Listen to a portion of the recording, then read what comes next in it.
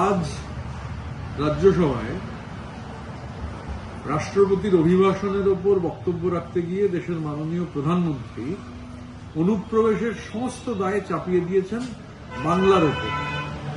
আশ্চর্য, কেননা আমাদের যে আন্তর্জাতিক সীমানা, সেই সীমানা পাহারা দেওয়ার দায়িত্ব নরেন্দ্র মোদীর সরকারের।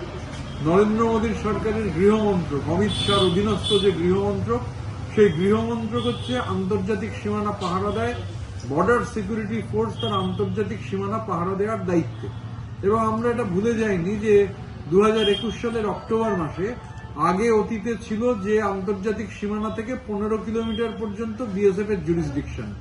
অক্টোবর 2021-এ নরেন্দ্র মোদীর সরকার, অমিত শাহরা তারা এই জুরিসডিকশন 15 কিলোমিটার থেকে বাড়িয়ে 50 কিলোমিটার পর্যন্ত করেছেন।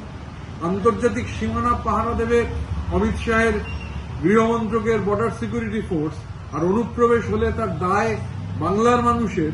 এর থেকে হাস্যকর কিছু হতে পারে না।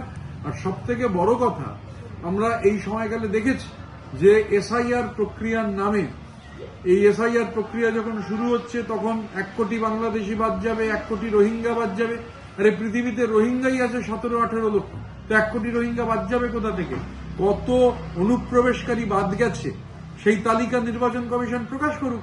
বাংলায় যে নাম বাদ গেছে তার মধ্যে অনুপ্রবেশকারী কত, তার মধ্যে রোহিঙ্গা কত, আমরা তো বারবার দাবি করছি এই তালিকা প্রকাশিত হোক।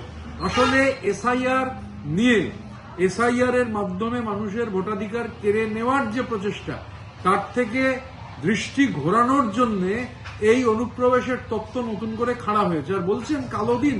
কালো দিন তো সেদিন ছিল যেদিন বর্ডার থেকে 200 কিলোমিটার ভেতরে ঢুকে পেহেলগামে এই সন্ত্রাসবাদীরা তারা নিরীহ ভারতবাসীকে হত্যা করেছিল।